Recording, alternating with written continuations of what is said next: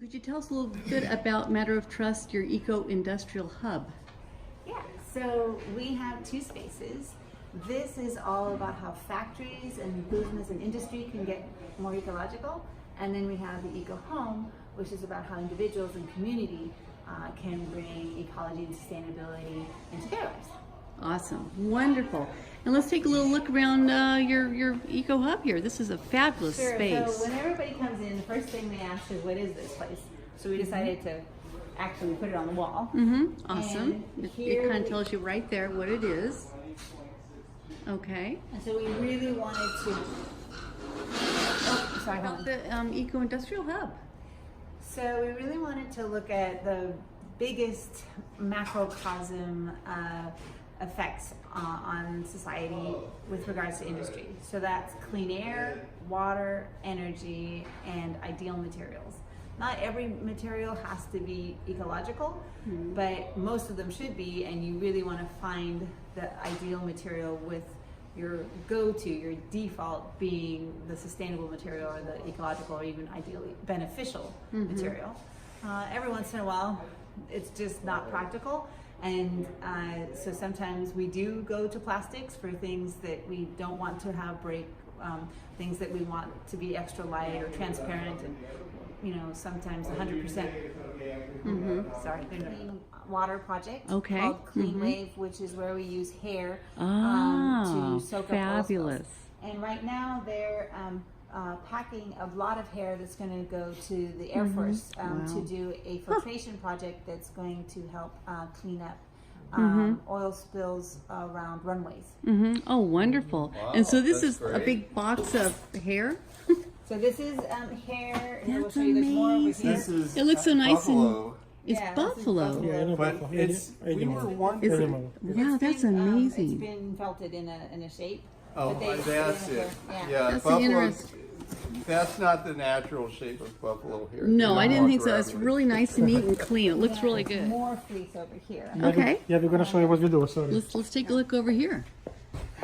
Look at I know on your website you have about recycling hair. I think that's such a great idea. Oh wait, Yeah. hold on this side. So here's some other. This is actually human hair, right? Yeah. Okay. It's human hair. Bringing that over Right, this. Yeah. that container, yeah. Yeah. And also, there's a sample. There's a sample of hair mat over there. Could you bring that over? A very small one.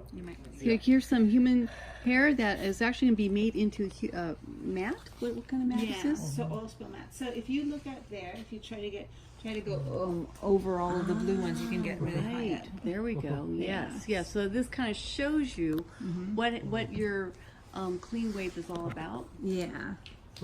So you can see here, first, you shampoo because hair collects oil, and we take the long hair that you saw and make a scrim or like a framework through the machines over there. Then we fill it up with dog fur, short haircuts, buffalo fleece, alpaca fleece, that sort of thing. Fold it over and make it into a mat, like you can see there. Right. And then these are typical storm drains in suburbs. They're long, usually 1 foot by 6 feet, 8 feet, 10 feet, depending on their city planning. We put the mats inside, and when the rains hit all the oil droplets on the street, which is like you can see here, it's a typical storm drain with oil going into it. Right. Then the hair collects all of that oil. 50% of the contaminants in our waterway comes from that. That's incredible. Yeah, and then we take the hair mats out. You can see it collects litter and oil. And then we, of course, also donate them to emergency oil spills. That's fantastic. What a great cause and what a process. So Lisa, you want to tell me about how the hair process was invented? So Phil McCrory, who was a hairstylist in Huntsville, Alabama, came up with the idea that hair collects oil when he was shampooing a very oily head of hair during the Exxon Valdez oil spill, which was being played on CNN, and you could see all of these little otters covering the oil. Yeah. And then here he was shampooing this oily head and looking at the otters and looking at the oily head, and then he saw all the clippings of the hair on the floor, and he thought, how many hair salons are there? How how much hair do we collect? Can it all help the oil spills? That's fantastic. And what you have behind you is a hair mat. Yeah, that's that's art. Is that's hair art. And is the white? Is that actually? It looks like sheep's There's a fur or bit of fleece something. and a bit of white hair from Florida. Okay. Yeah. Okay. Fantastic. This sign over here Uh-huh.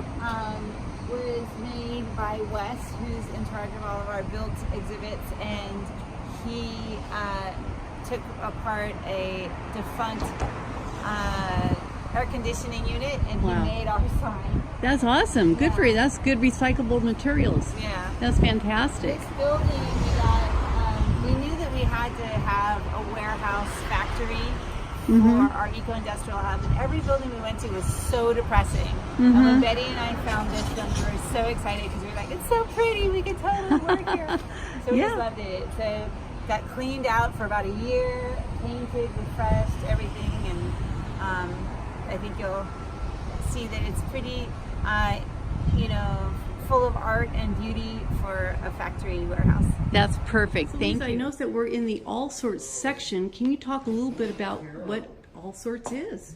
So we love to talk about how it's important to have your useful resources sectioned out so that it's easier for manufacturing sites to be able to come up with new ways to use them, or to be able to replace toxics with maybe a recycled resource or a green resource. And so we wanted to have this section where we really talk about, first of all, the public is trying. It's infrastructure that needs to figure out bins better.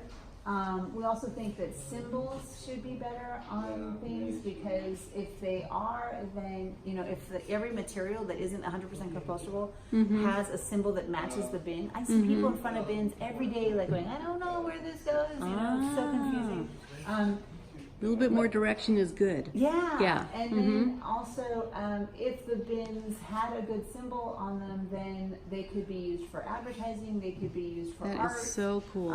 Every corner should have a bunch Yep. of different sorting bins. Yep, that is fantastic. I think it should always be convenient. We love dog poo composters. Oh my so you goodness, don't I've have never to- seen that before. Yes, the doggy doolies, very popular Oh my in England. goodness. We're bringing them here, and the thing is that if Fantastic. you don't have to carry around plastic bags of poop, it's better, right? Oh, you don't have to sure. do whatever conveniently or improves your life. Yep. But having things like chem-free dry cleaners, just having tons and tons and tons of canvas bags around, and then if you always ask before you buy, is this the right quality and quantity? Yeah. Like, a lot of people don't ask that, and what happens to this when I'm done? Right. And then finally, Right. like, is buying this really making my future better? Because sometimes it'll clutter your life, and it's not. Yeah, exactly. And I love your t-shirts. Now, you came up with the I'm Not Trashy slogan. Yeah. That is adorable. I love that.